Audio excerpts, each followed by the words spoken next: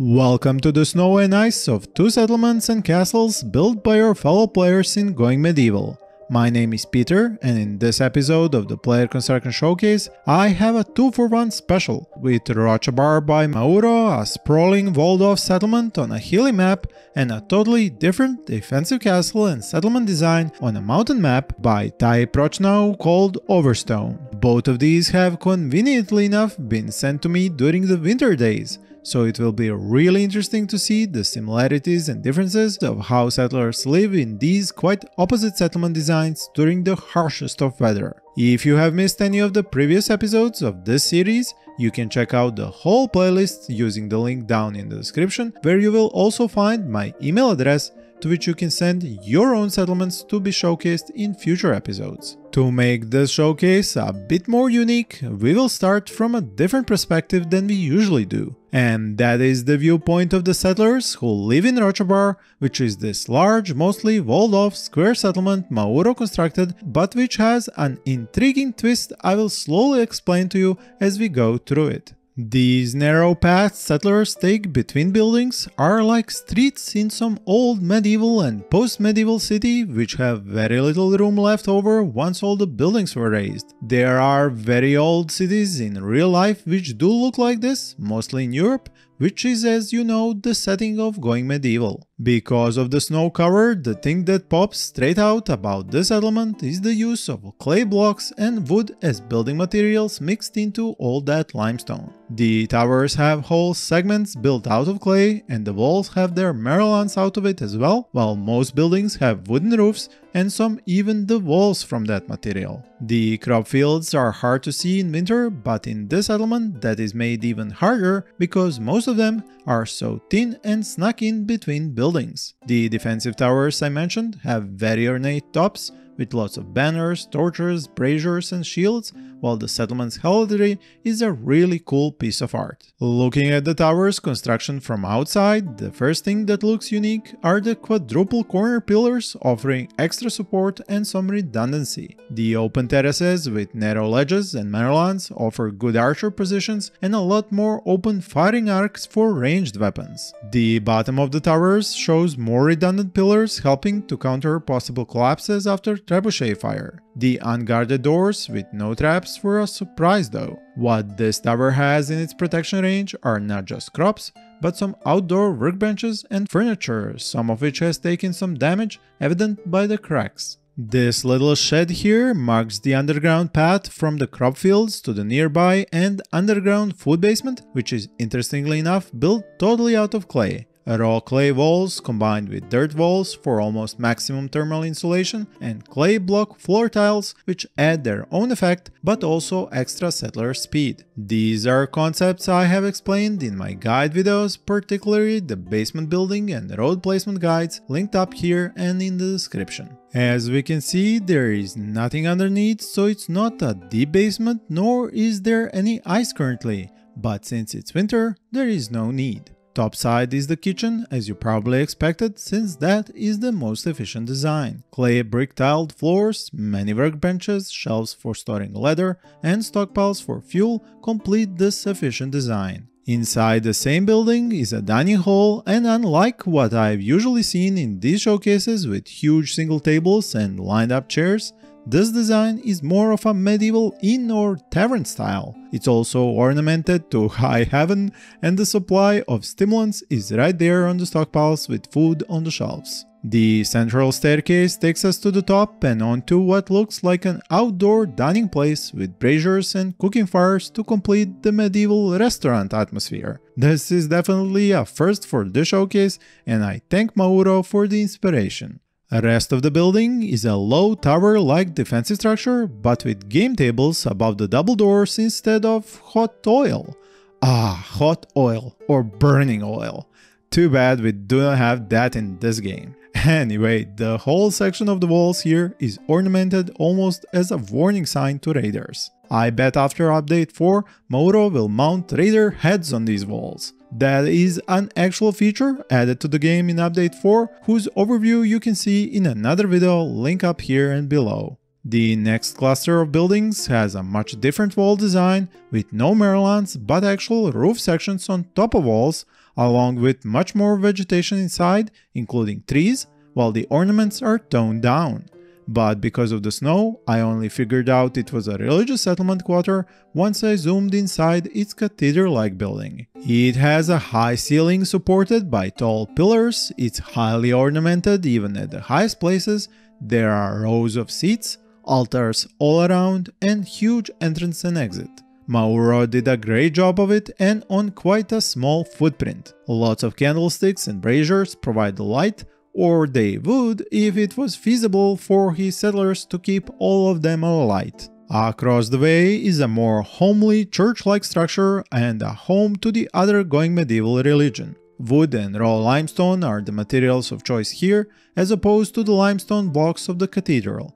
It appears to have taken some damage from trebuchets, which is totally understandable due to the low curtain wall height. Its interior is split into floors and niches, far fewer seats, but equally rich in ornaments and shrines. In case you haven't noticed, the settlement quarter is on lower terrain than the previous one, so they are connected with a gate at the top level of the church-like building. The rest of the buildings, the smaller ones, turned out to be mini mausoleums and tombs. Again, ornamentation is plentiful, and some plants being spread around the grounds give the whole place a less spooky feel. The defense and protection of this section looks to be in the range of this tower, a structure with thin walls, lots of guard stations and empty weapon racks. But at least it has an extra exterior wall to help keep the raiders out.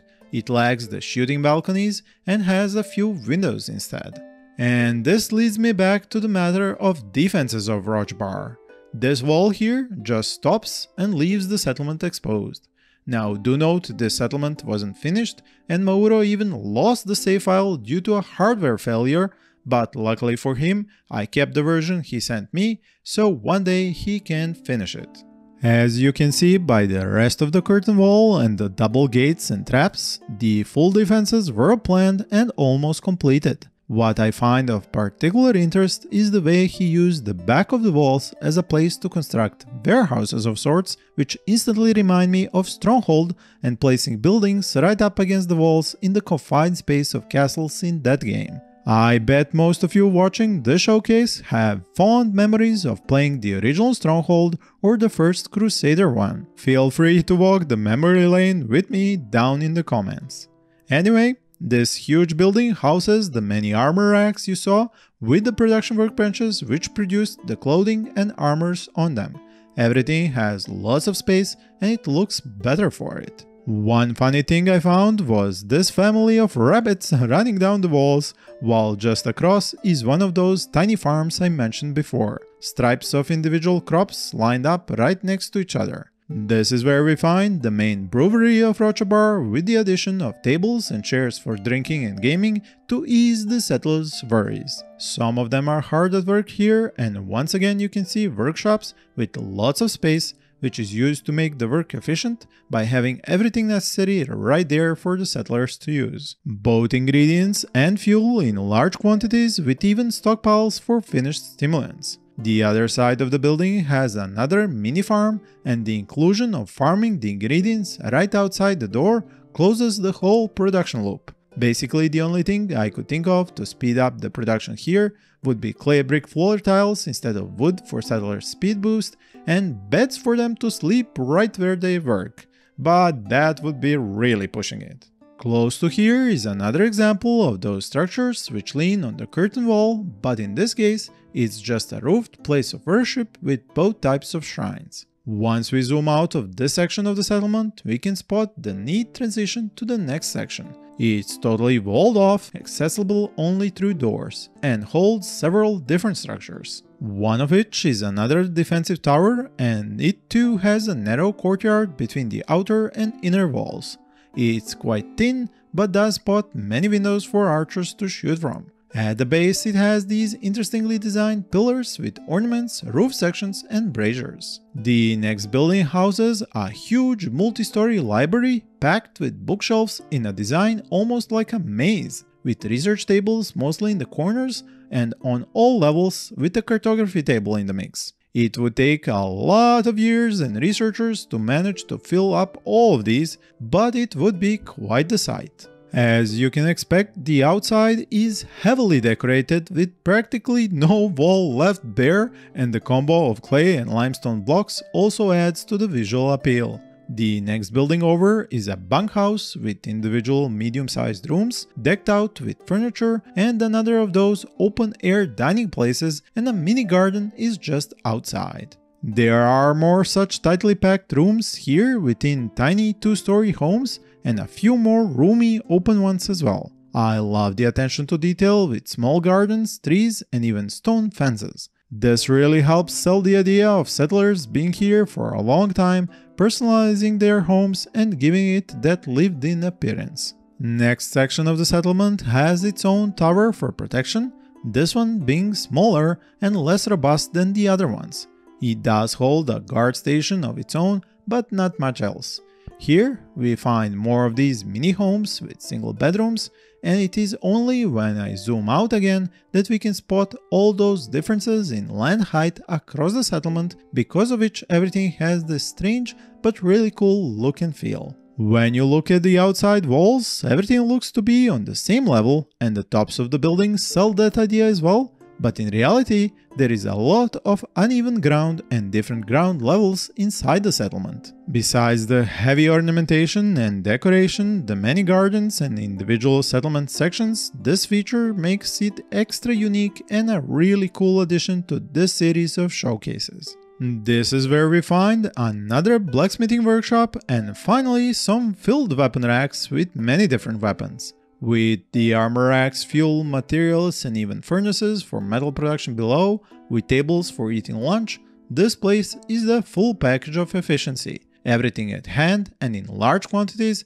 ready for production and distribution. Of particular interest to me here is this section at the top, because the second level of this room has an actual door leading to a sky bridge, and it leads into the next building. Players use these rarely, but sky bridges are an awesome sight and should truly get more love by all of you. They look great, and especially if you drop down to the ground level. There is also the efficiency of movement, as settlers do not have to move up and down so much, but go straight through, especially when the building next door and its workbenches and stockpiles are in the same production chain, like it is case here with these metal refining and armor and weapon manufacturing rooms. Space is a bit more tight here, but mostly because of the huge workstations themselves filling up the place. The home next door has a workshop on top for block production, and this is something I'm always torn between. Is it more efficient for a settler's bedroom to be downstairs or upstairs in a local workshop? I have seen both combinations in these showcases and built them myself. Please share your thoughts in the comments. In between all these buildings, I found two really narrow and long ones which turned out to be filled with kilns, clay blocks and materials. Note that stockpiles are all over the floors. This saves up on space, but as far as I know and have been told, settlers do slow down when walking through filled up stockpiles. So unless you have a road below to counteract the speed decrease, this does slow down the settlers. More two-story homes are found nearby, and these are fully decked out. First-class homes, if I may say so. A nice feature marking these different is a shared roof structure which covers the yard between them. In that yard is a mix of game tables, chairs, braziers, and even mini gardens. Like the narrow clay block production building, there is also another for limestone block production in the middle of the settlement. Zooming out to a full settlement view lets us take it all in, while if I start from the bottom layer and go up, we can finally easily see all the different layer heights of the settlement. Specifically, the library and religious quarters, and then all the rest, where some have deep foundations, some none, some have them raised by constructed piles of limestone. You can also notice how roofs are supported by a lot of wooden beams, so no stability is left to chance. All the narrow paths and small gardens also stand out more, especially the ones with planted and fully grown trees. This settlement is definitely a unique construction project in this showcase series, and I thank Mauro for sharing it with us. I bet all you who have seen it gained at least a few new ideas of how to build your own settlements, rooms and workshops. If you have been wondering about the settlement stats, Rochabbar was played in the standard mode, easy difficulty and on a hillside map with a playtime of 24 hours, 315 game days, and during that time 4 settlers were lost, 23 raids fought off and over 250 enemies killed. I did promise you a more detailed look at Hartlepool in this episode, and if you have been enjoying this showcase, let me tell you that making it took 9,876 clicks, and I hope you won't mind supporting me with a click on the like button and another on the subscribe button if you aren't already a regular on my channel. This place was made with such care for the living environment of the settlers and given an amazing natural look despite many buildings and a full curtain wall with towers. It took my breath away the first time I saw these screenshots, and I hope to do a video overview of it in the future. Moving on to the second video showcase of this episode, we have the Overstone Mountain Settlement and Castle by Tai Prochnow. The first things which you will notice are the abundance of naked dead raiders, their gear spread around, and the massive stockpiles of limestone, blocks and clay. I am not sure if this is left over from a single battle or several, but both the number of bodies and the amount of dropped gear seems to suggest the latter. The approach to the staircase leading into the main defensive castle is filled with metal traps, and so is the passageway before the main entrance. It is really narrow and overlooked by many archer positions, so it is a nightmare to attack. The settler with his cap and metal armor looked like a superhero with a cape to me when I first saw him. The rest of the castle is like a small mountainside fortress with a tiny bailey for but a few merchants and not much else. It does not lack for towers and has apparently thick walls, but looks can be deceiving. The archer positions I managed are right above the entrance with open windows to both sides inside of a hallway. The funny thing is that there are no doors at the main castle's entrance. You can see here just how good a position and a clear shot archers have from these windows, and it's no wonder it's a killing field out here. Outside the second part of the settlement, which has no direct entrance, are the crop fields neatly fenced off and arranged by type. There is a tree grove here as well, something that you always need on a mountain map because wood is so scarce. If I move us up, we can see more of the main settlement and the part where settlers actually live and work. It's bigger than the defensive castle, and as I mentioned, there is no way to enter it except through the fortress. It might be a sure way to spend a lot of settlers' time on just walking and running, but it does have great defensive benefits, like not worrying about being attacked at multiple points or having doors that raiders can break down. Some farming is done inside the walls as well, so the food or possibly drink supply is safe even in situations of prolonged sieges. There is a number of different, mostly square structures, and at the top level of one such structure is a sewing workshop but with no supplies in evidence. Right below is a room full of books, and further down we find a mini library. This level also contains 3x3 Spartan bedrooms, each the same with just a bed and a brazier.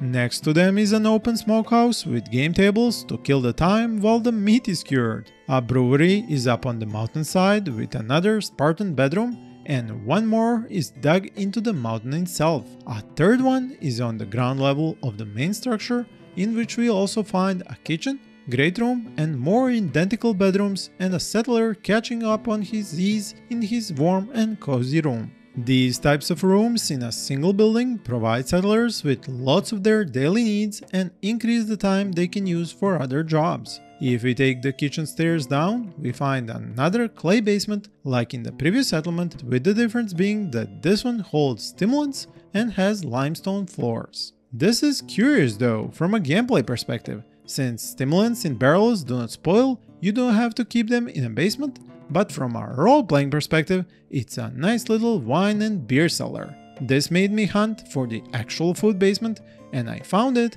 after a bit of layer changes to be inside this mountain. But there wasn't much there. Some beets, herbs, medical supplies and clothing. Top quality clothing from leather and linen to be sure, but it was meals and stew I was looking for. This vexed me some more until I finally located it in yet another mountainside.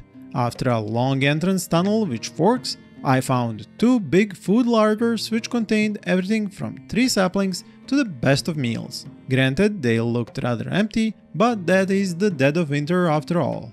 Going back to the buildings inside the main part of the settlement, I wanted to locate the rest of the specialized rooms. The temple and church are located in small square buildings with the minimal ornamentation, in stark contrast to the first settlement I showcased in this video. Function over form is the hallmark of Overstone, which you already saw in the Spartan bedrooms, its square buildings and rooms, and now in the minimalistic religious buildings. The mix of materials is curious to me, as I see wooden walls and windows, limestone block buildings, but also some raw limestone walls. I would care to guess that the older ones are from more rough materials, and all the new additions are constructed from limestone blocks. I could be mistaken, and Ty is free to correct me in the comment section. Besides the large stockpile of metals, I found another curiosity which might be the product of role-playing. Boyar's workshops inside the defensive tower's foundations. The walls and towers are of a design I particularly like and remind me of Age of Empires towers if I'm not mistaken. These walls are thickest at their base, while the second level is hollow and acts as a tunnel connecting the two towers. At the other end, I found furnaces half dug into the mountainside and a blacksmithing station. I wasn't surprised by the addition of more Spartan bedrooms here, as Ty's design obviously incorporated the ability for settlers to sleep close to where they work. Another large stockpile here is for hay and clothing materials, which I mentioned I would rather see in that sewing workshop at the top of the main building. A mini 2-level distillery is also present in this build, and it too is quite far from its materials or stockpile storage for finished products. As you could expect from a mountain build, the limestone block workshop is quite big and busy, and here I found a settler decked head to toe in what appears to be gold armor. Edward here is a gleaming example of royalty. The other settlers seem to be running on errands, but in their normal clothes. At the main fortress, as you will see now, the walls are also hollow and contain a few rooms with a workbench and a few beds incorporated into the design. The back of the fortress seems to be still under construction, with new rooms, and what I once again venture to guess is a future war room if I go by the cartography table and a role-playing hunch. The pyres on top of the walls are a nice touch, while I'm not sure why the walls are hollow if they cannot be accessed from the inside and repaired. At least on this side, because the other side does feature doors. The settlement's heraldry features a keep or a fortress of sorts, which I found totally appropriate considering its overall design. Even a deer seems to have come to take a better look at it. The more I see these towers, the more I'm sure I have seen this design in some strategy game. If it's not Age of Empires, do feel free to correct me in the comment section. The one at the back of the main settlement is made out of raw limestone, and I find it looks more to me like a role-playing bell or a lookout tower than a proper defensive one. I must admit, I never really stopped to appreciate the look of these icicles which stretch from the roof in winter. Whoever did their textures over at Foxy Voxel has my compliments. As for the data on this settlement, you will find it interesting to see that the difficulty is set to hard in the standard game mode, and everything was built in just a bit over 7 hours of game time, during which over 300 in-game days passed, 1 settler was lost as well as 1 raid out of 32, and over 400 enemies were killed, as evident by the overflowing dead body stockpile. One more point of interest are the roofed mines, one of which seems to be for coal and the other one is for mining iron and gold.